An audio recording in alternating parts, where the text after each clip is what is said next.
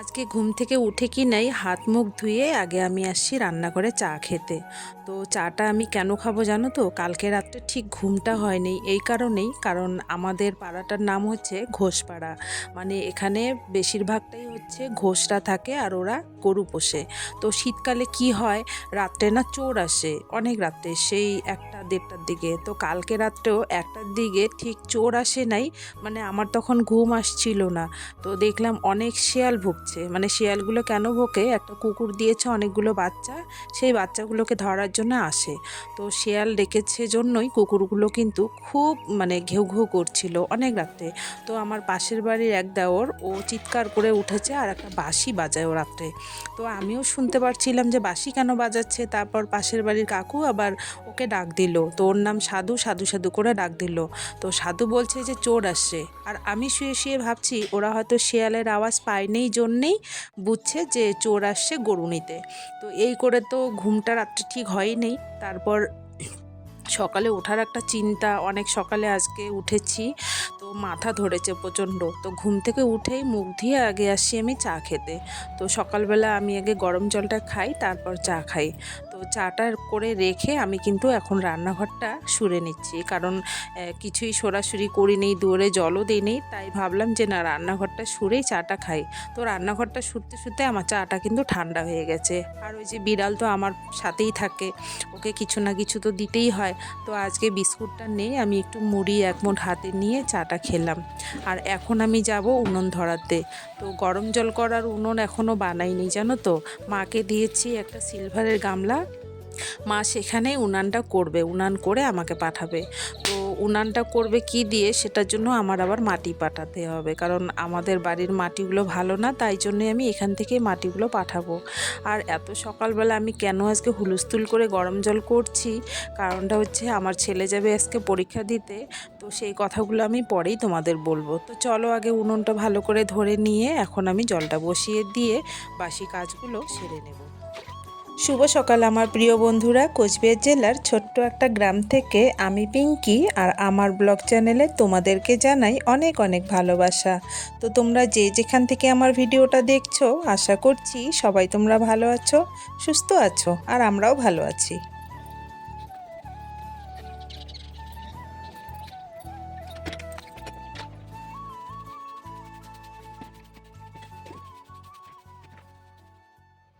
মা, হ্যাঁ, ধূপকাঠি জ্বালাবো?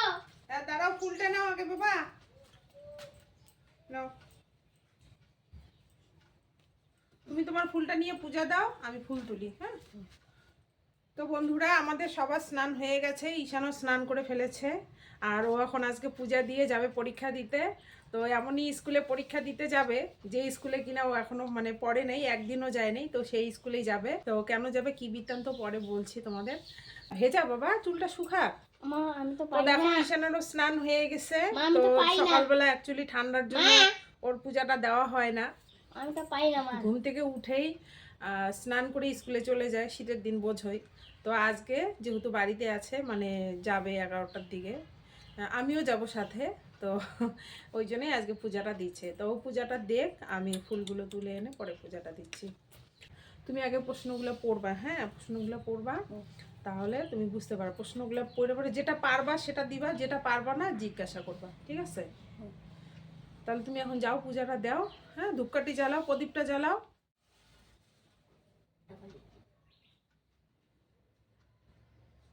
রূপধরি লক্ষ জরা ভীমের পথরে অসুর সহারে রাম।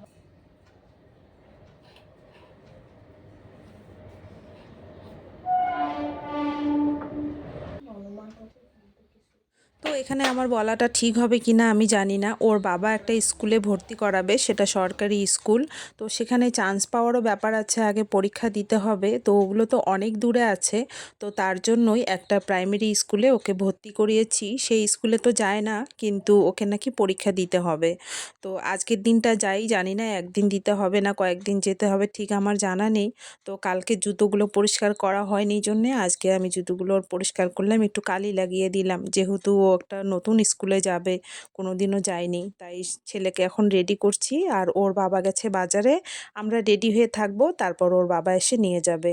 তো 11:15টার দিকে ঢুকতে বলেছে, 11:30 থেকে পরীক্ষা, কিন্তু আমাদের বাড়িতেই আজকে অনেকটা লেট হয়ে গেছে জানো, সেই যেতে যেতে আমাদের 11:30 পার আমি যে হয়ে কাজটা গেছিল। দেখবো না সেই কাজটাই গন্ডগোল হবে।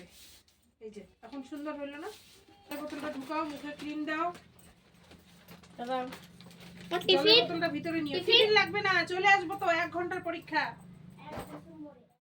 তো ব্যাপারটা হলো, সেই সরকারি স্কুলে যদি ও পরীক্ষা দিয়ে পাশ করে তবেই ভর্তি, তো তার জন্য তো একটা সার্টিফিকেটের দরকার, তাই একটা ওকে প্রাইমারি স্কুলে আমরা ভর্তি করেছি 3-তে। তো 2 বছর তো কোনো দিনও যায়নি, 2 বছরের মধ্যে আর কি। তো এই বছর নাকি ওকে পরীক্ষা দিতে হবে, যদি সেই পরীক্ষা দিয়ে ও পাশ করতে পারে তাহলে সেখান থেকে একটা সার্টিফিকেট দেবে। আর সেই সার্টিফিকেট ছাড়া কিন্তু ও যদি মানে ওর বাবা যে স্কুলে ভর্তি করাতে চায়, এখনই আমি বলছি না, কারণ বলাটা আমার ঠিক হবে কিনা আমি জানি না, তো এই জন্যই আমি বলতে চাচ্ছি না। তো অবশ্যই তোমাদের বলবো, তার জন্য একটু সময়ের দরকার, পরবর্তীতে যদি হয় তাহলে অবশ্যই আমি বলবো, কিন্তু এখনও আমি ঠিক জানি না কতটা কি হবে, তাই এখানে আমি বলছি না। তো একে তো দেরি হয়ে গেছে, তার মধ্যে আবার পড়েছে গেট। তো এই হলো স্কুল।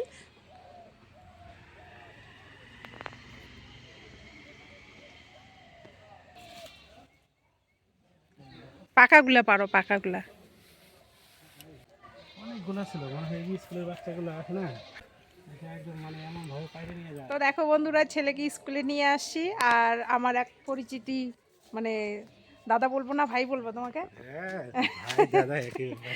যাই হোক ভাই দাদা একই ব্যাপার। তো এদের বাড়ি আসছি ঘুরতে, তো খুব সুন্দর কামরাঙা হয়েছে, তো কামরাঙা দিচ্ছে আমাকে। এই দাদার সঙ্গে আর এই দাদার বাবার সঙ্গে আগে থেকে পরিচয়, কিন্তু এদের বাড়ি যে স্কুলের পাশে সেটা আমার জানা ছিল না।